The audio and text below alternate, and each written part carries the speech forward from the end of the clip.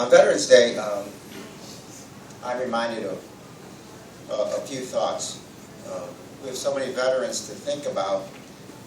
Today I'll just remind us of one that may not always be remembered.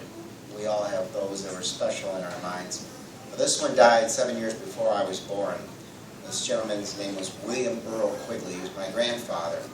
And he was a dirt poor farmer in Indiana who adopted my father out of an orphanage. I didn't know anything about him until later in life.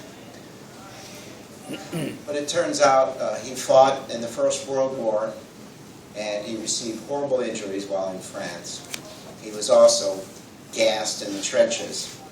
And my father says he was one of the last victims of the First World War. The nurse told him that he knew he was dying, and he left his oxygen tent, and he looked out, and he sat in a chair, and he looked out at the park because he didn't want to look at his ceiling as he passed. This is the man who gave his last full measure of devotion for his country and for freedom. We don't remember them all, but we try to remember our own in our own special way, so he's on my thoughts today. The other thought that's on my mind is, how do we express our appreciation for our veterans and those who, again, gave their last full measure of devotion? So it's easy to think of Lincoln, and for me, I think of Lincoln at Gettysburg and what he said. As you know, they were in Gettysburg to commemorate the opening of the cemetery there in November of 1863. And it is impossible to imagine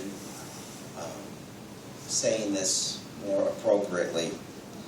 He said, "We have come to dedicate a portion of that field as a final resting place for those who gave their lives that nation might live. It is altogether fitting and appropriate that we do this.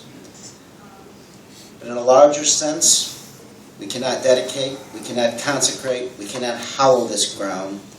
The brave men, living and dead, who struggled here, have consecrated it far above our poor power to add or detract.